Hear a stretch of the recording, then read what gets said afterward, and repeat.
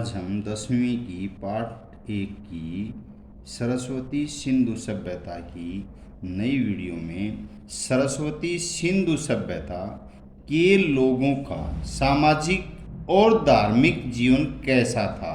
सरस्वती सिंधु सभ्यता के सामाजिक धार्मिक जीवन की मुख्य पक्षों का वर्णन इस प्रकार है। सामाजिक जीवन कैसा था। सरस्वती सिंधु सभ्यता का समाज अनेक सामाजिक वर्गों में विभाजित था, अनेक टुकड़ों में था। धनी वर्ग था, साधारण वर्ग था, अन्य और भी वर्ग थे।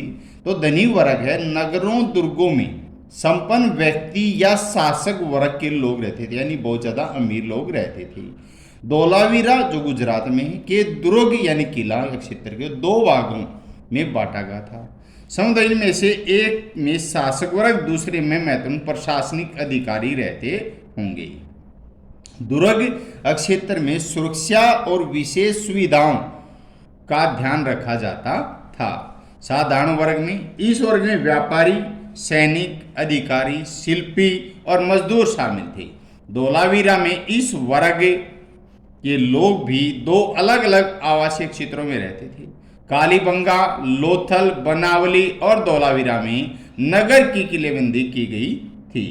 अन्य महत्वपूर्ण वर्ग है जो सरस्वती सिंधु सभ्यता के समाज में कृषक, किसान वर्ग, कुंभकार, बढ़ई, नाविक, श्रमिक, आभूषण बनाने वाले शिल्पी और जुलाहे आदि अन्य महत्वपूर्ण वर्ग थे।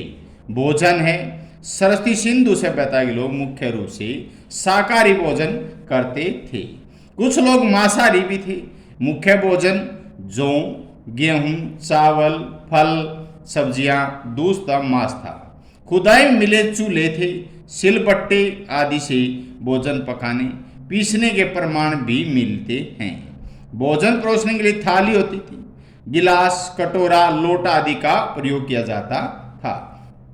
वस्त्र तथा आभूषण, सरस्वती सिंधु सभ्यता के निवासी वस्त्रों के साथ साथ आभूषण पहनने के विशेष शौकीन थे। मोहनजोदड़ो से प्राप्त पत्थर की एक मूर्ति साल उड़े हुई है, जिसका बायां कंधा ढका है जबकि दाहिना खुला है। दाढ़ी विशेष रूप से संवारी हुई है और केस पीछे की ओर संवारे कर एक फीते से बंधे हुए हैं। दाहिने हाथ पर एक भुजबंद बंधा हुआ है। वहीं से प्राप्त एक अन्य मूर्ति कमर पर पारदर्शी वस्त्र पहने हुए है। आभूषणों में मुख्य रूप से हार, भुजबंद, कंगन, अंगूठी आदि पहनी जाती थी। स्त्री और पुरुष दोनों ही आभूषणों पहनने के शौकीन थे। धनी लोग सोने, चांदी, अत्यंत कीमती पत्थर, हाथी दांत आदि के आभूषण पहनते थे। निर्धन लोगों को आभूषण पक्की मिट्टी, हड्डी और पत्थर के बने हुए थे। सरस्वती सिंधु सभ्यता के लोगों की केस विन्यास में विशेष रुचि थी। इसके लिए मुख्य रूप से हाथी दांत के कंघे और तांबे के शीशे का प्रयोग किया जाता था। स्त्रियां काजल, सुरमा और सिंदूर भी लगाती थी। मनोरंजन, शतरंज का खेल, नृत्य लोगों के मनोरंजन के प्रमुख साधन थे। सरस्वती सिंधु सभ्यता के लोग शिकार के भी शौकीन थे। बच्चों के मनोरंजन के लिए खिलौने, झुंझुने, सीटियां और गाड़ियां आदि थी। धर्म, सरस्वती सिंधु सभ्यता का अत्यंत महत्वपूर्ण पक्ष था। मातृशक्ति की पूजा करना, वहां के लोग मातृशक्ति पूजा करते थे।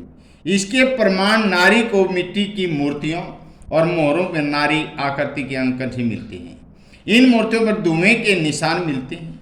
अनुमान है कि इन मूर्तियों के सामने पूजा के लिए कोई विशेष वस्तु जलाई जाती होगी। इस सभ्यता के अंतर्गत मातृशक्ति पूजा प्राणी जगत एवं वनस्पति जगत की उपाय देवी के रूप में प्रचलित थी। पशुपति शिव की उपासना करना, मोहनजोदड़ो से प्राप्त एक मुहूर्त पर सिंह वाले त्रिमुखी पुरुष को सिंहासन पर योग मुद्रा में बैठे दिखा गया है। उसके दाएं तरफ हाथी है, बाईं बाघ भी है, दाईं तरफ ही बाईं तरफ गेंडा और भैंसा दिखा गया है। सिंहासन के नीचे दो हिरण खड़े हुए। इस मूर्ति को पशुपति शिव की मूर्ति माना जाता है। इस सभ्यता के लोग शिवलिंग की भी पूजा करते थे। पशुओं तथा वृक्षों की पूजा करना, सरस्वती सिंधु में पशु पूजा वृक्ष की पूजा भी करते थे। इनमें मुख्य रूप से एक सींग वाले पशु बैल, सांप, पीपल आदि शामिल थे। योग मुद्रा में यहाँ के लोग योग को महत्व देते थे। मोहनजोदड़ो से प्राप्त एक मोहर में एक पशु पुरुष को पद्मासन मुद्रा में दिखा गया है। एक अन्य मोहर को योग पुरुष की आधी खुली आंखें नासिका के अगले भाग पर केंद्रित दिखाई गई है। मोहरों पर इस प्रकार योग के क्रिया पक्ष का अंकन मिलता है। इस सभ्यता के कुछ मोहरों पर स्वास्तिक चिन्ह भी मिलता है। मृतक संस्कार। सरस्वती सिंधु सभ्यता में मृतक संस्कार की 3 विधियां प्रचलित थी।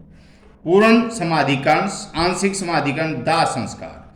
समाधि अक्षेत्र नगरों से बाहर होते थे। इनका प्रमाण फरमाना, राखी गढ़ी, कुछ अन्य पुस्तकों में मिलते हैं। शवों को प्राय उत्तर दक्षिण दिशा में रखा जाता था। शवों के साथ मिट्टी के बर्तन, आभूषण, उपकरण आदि रखे जाते। सरस्वती सिंधु सभ्यता की आर्थिक रचना संरचना कैसी थी? सरस्वती सिंधु सभ्यता में कई लोग उद्योग धंधे भी प्रचलित थे। कृषि तथा पशुपालन का विशेष महत्व था। उन्नत कृषि। सरस्वती सिंधु सभ्यता की आर्थिक जीवन कृषि पर आधारित थी। यह क्षेत्र बहुत ही उपजाऊ था। लोग मुख्य से गेहूं का, जौ, चावल, मूंग, मसूर, मटर, सरसों, कपास, तिल आदि उगाते थे। विभिन्न प्रकार की फसल बोने की विधि, कृषि के उपकरण, सिंचाई व्यवस्था आदि कृषि के व्यापक विकास से प्रमाण है। मेहरगढ़ से प्राप्त पत्थर की दराती, कालीबंगा से प्राप्त जूते हुए खेत, बनावली से प्राप्त हल्का नमूना भी उच्च स्तरीय कृषि के प्रमाण हैं। पशुपालन। सरस्वती सिंधु सभ्यता में मुख्य रूप से बैल, गाय, भैंस, भेड़, बकरी, कुत्ता, गधे और सूअर पाले जाते थे। इनसे दूध, मांस, खाल और ऊन आदि प्राप्त की जाती थी। बैल का प्रयोग खेती के साथ साथ यातायात के लिए भी किया जाता था। इस सभ्यता के लोगों ने घोड़े और ऊंट को पालतू बनाया। लोग संभवतः हाथी भी पालने लगे थे। इस क्षेत्र में जंगली सुअर, चिंकारा, हिरण, नीलगाय आदि जंगली जानवरों का पक्षियों के प्रमाण मिले हैं। उद्योग धंधे। सरस्वती सिंधु सभ्यता में उद्योग धंधे विकसित थे। लोग संभवतः विभिन्न प्रकार के आभूषण, औजार, उपकरण के लिए धातु की ढलाई की तकनीक से भली भांति परिचित थे। उनके निर्माण में अत्यंत कुशल थे। कीमती पत्थर, शंख, सीप, हाथीदांत के विविध प्रकार के आभूषण बनाए जाते थे। राखीगढ़ी और बिरडाना से कालेनियन, तिगड़ाना, फियांस, मानेरू से स्टैंड हार्ट्स की कार्यशाला के साक्ष्य मिले हैं।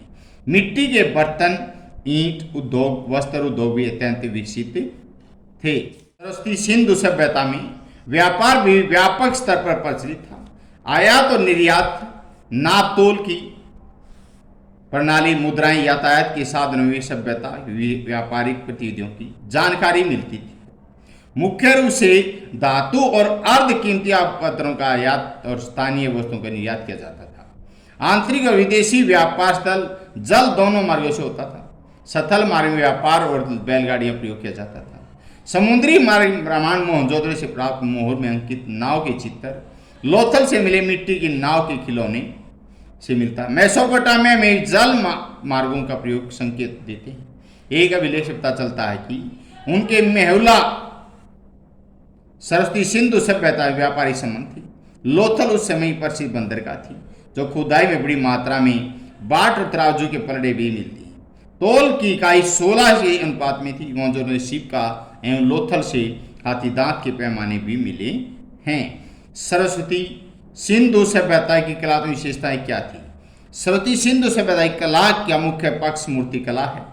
इसके अतिरिक्त मोहरे, मनके और मिट्टी के बर्तन इसके अंदर बौद्ध के नमूने हैं।